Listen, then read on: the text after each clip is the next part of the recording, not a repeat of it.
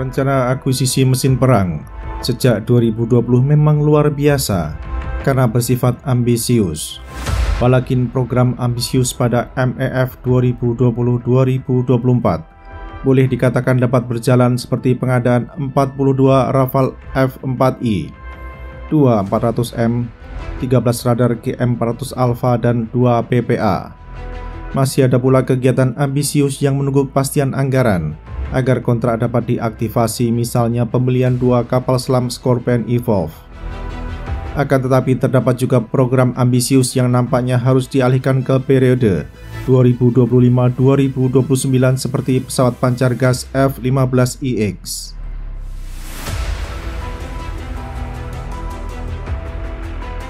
Karakter pengadaan sistem senjata yang ambisius akan berlanjut pada tempo 2025-2029.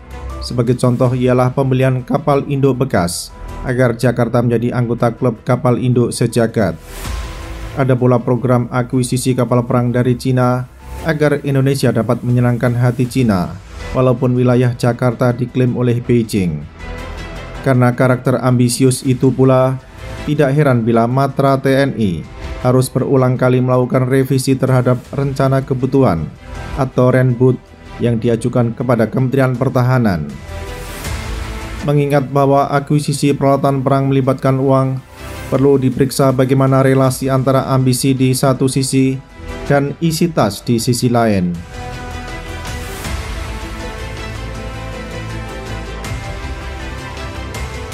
Tahun 2025 nampaknya merupakan tahun penuh cabaran bagi ekonomi Indonesia, karena sejak awal tahun pemerintah sudah melakukan pemotongan anggaran senilai 306 triliun rupiah. Pemangkasan anggaran seri pertama akan diikuti lagi dengan pemotongan anggaran fase kedua pada tahun ini sebesar 308 triliun rupiah.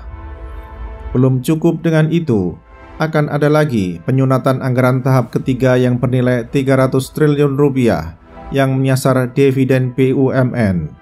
Tidak diragukan bahwa kegemaran pemerintah memangkas anggaran mempengaruhi ekonomi Indonesia, sebab APBN ialah salah satu penggerak utama ekonomi domestik.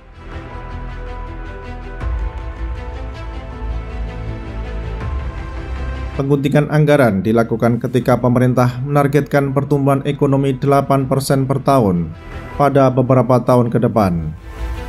Terkait hal ini perlu diingat, pada 10 tahun silam ada rezim pemerintahan di Indonesia yang menjanjikan ekonomi akan meroket 7% selama rezim tersebut berkuasa. Fakta menunjukkan bahwa antara 2014-2024 pertumbuhan ekonomi Indonesia tidak pernah meroket 7% seperti yang dijanjikan, akan tetapi hanya tumbuh rata-rata 4,26% per tahun. Sementara pada kurun 2004-2014 di era Presiden Susilo Bambang Yudhoyono, pertumbuhan ekonomi Indonesia tercatat rata-rata 6,26% per tahun.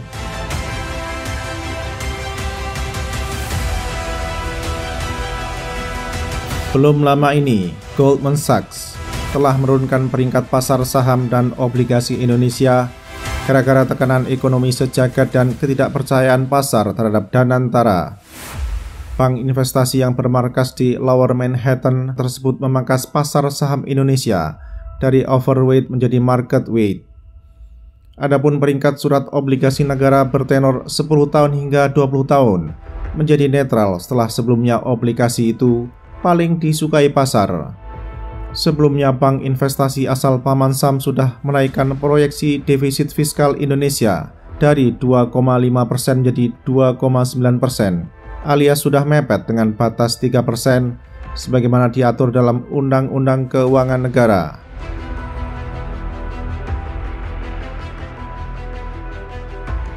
Morgan Stanley sudah terlebih dahulu menurunkan peringkat pasar saham Indonesia dari equal weight menjadi underweight. Alasan pemangkasan oleh firma bank investasi yang memiliki kantor pusat di Midtown Manhattan ialah karena melemahnya prospek pertumbuhan ekonomi Indonesia serta tekanan terhadap profitabilitas emiten di sektor cyclical. Pencukuran peringkat pasar saham Indonesia oleh dua syarikat keuangan terkemuka sejagat menunjukkan bahwa para pelaku pasar mempunyai kepercayaan yang rendah terhadap ekonomi Indonesia saat ini.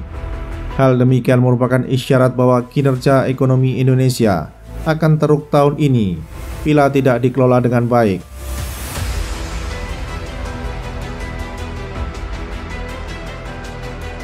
Pertumbuhan ekonomi mempunyai hubungan langsung dengan kapasitas fiskal pemerintah, di mana saat ekonomi mengalami pertumbuhan yang tinggi, maka pendapatan negara pun meningkat. Sebaliknya, bila ekonomi mengalami tekanan atau bahkan kontraksi hingga tidak tumbuh, seperti yang diharapkan, pendapatan negara pun menurun. Bila pendapatan negara menurun, sementara belanja pemerintah tidak dapat dikurangi lagi, maka opsi yang tersedia adalah pemerintah menerbitkan surat utang atau menarik utang dari kreditur. Dari total APBN 2025 sebesar 3,6 kuadriliun rupiah, 1,3 kuadriliun rupiah diantaranya sudah dialokasi untuk membayar pokok utang dan bunga utang.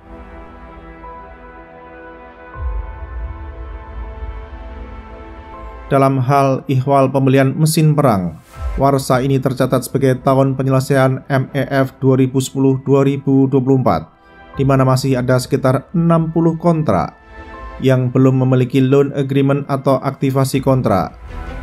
Tahun ini pula sebagai warsa pertama dimulainya fase pembangunan kekuatan pertahanan jangka 2025-2029. Walakin tahun 2025 merupakan warsa penuh tantangan bagi sektor pertahanan negeri ini karena sudah terkena pemangkasan anggaran kurang dari 30 hari sejak APBN 2025 dimulai.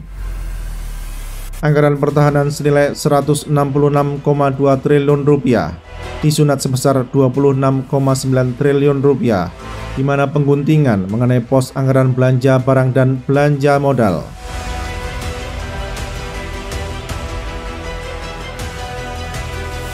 Terkait dengan akuisisi peralatan perang, hingga kini belum ada alokasi belanja modal untuk dana rupiah murni pendamping atau RMP, sehingga kontrak yang sudah memiliki loan agreement belum dapat diaktifasi. Sedangkan bagi kontrak-kontrak yang tengah mengantri penandatanganan loan agreement, dokumen tersebut nampaknya tidak akan diteken oleh lapangan banteng selama belum ada alokasi dana RMP di Medan Merdeka Barat. Situasi demikian telah memusingkan beberapa pihak yang sejak akhir Desember 2024 telah menantikan penaikenan loan agreement. Belum diketahui dengan pasti kapan akan tersedia dana RMP, namun diperkirakan hal demikian akan tergantung pada kapasitas fiskal pemerintah atau ada perintah dari orang nomor wahid di Medan Merdeka Utara.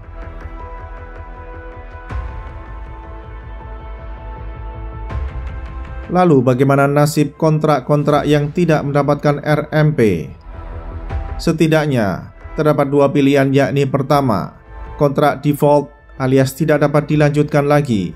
Kedua, program di carry over ke daftar rencana pinjaman luar negeri jangka menengah DRPLNCM 2025-2029. Akan tetapi tidak semua kontrak yang bernasib naas karena tidak menerima RMP di carry over, sebab Blue Book 2025-2029 juga mempunyai program-program baru yang harus diakomodasi. Apabila suatu kontrak tidak dapat di carry over ke tempo 2025-2029, maka kontrak tersebut masuk kategori pertama yang bernasib sial, yaitu default.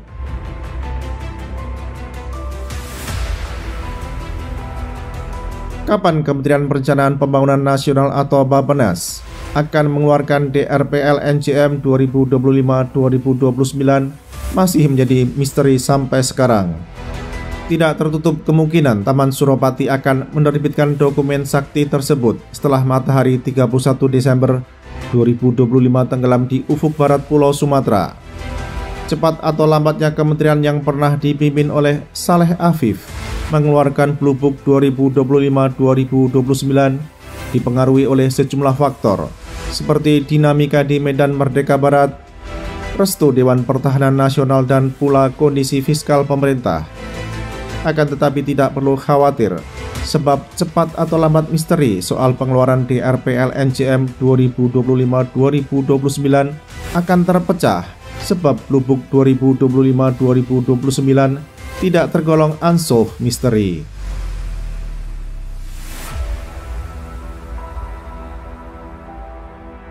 Berapa besar jatah PLN untuk belanja sistem senjata sampai dasawarsa ini berakhir masih menjadi misteri. Namun diperkirakan sekitar 20 miliar US dollar atau kurang dari angka tersebut. Namun perlu diketahui bahwa kini tidak ada lagi jaminan bahwa semua kegiatan akuisisi peralatan yang tercantum dalam Blue Book memiliki jaminan akan mempunyai RMP.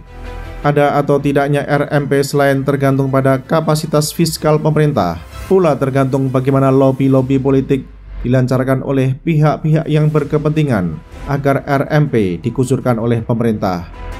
Kunci suatu program pengadaan akan berjalan sekarang bukan lagi penetapan sumber pembiayaan atau PSP, akan tetapi RMP.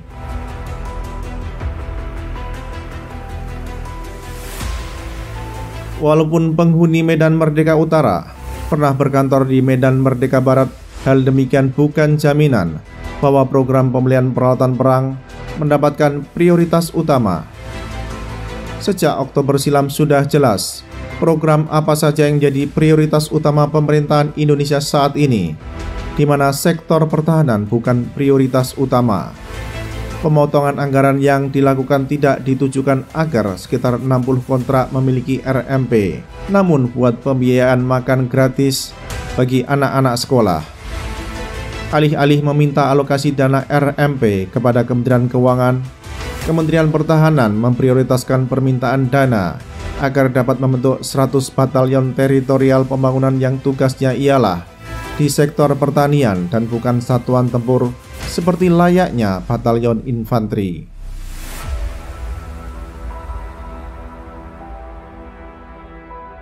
Kondisi ekonomi Indonesia di awal 2025 menunjukkan bahwa isi tas Indonesia tidak cukup untuk membiayai ambisi belanja peralatan pembunuh yang merupakan warisan MEF 2020-2024. Lalu bagaimana isi tas Jakarta pada tahun-tahun mendatang?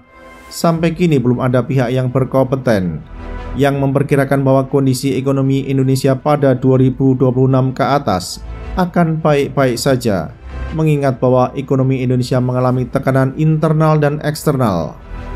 Tekanan internal berasal dari kebijakan ekonomi pemerintah sendiri yang dinilai kurang bersahabat dengan pasar. Adapun tekanan eksternal berasal dari kebijakan ekonomi Amerika Serikat yang berdampak pada ekonomi sejagat.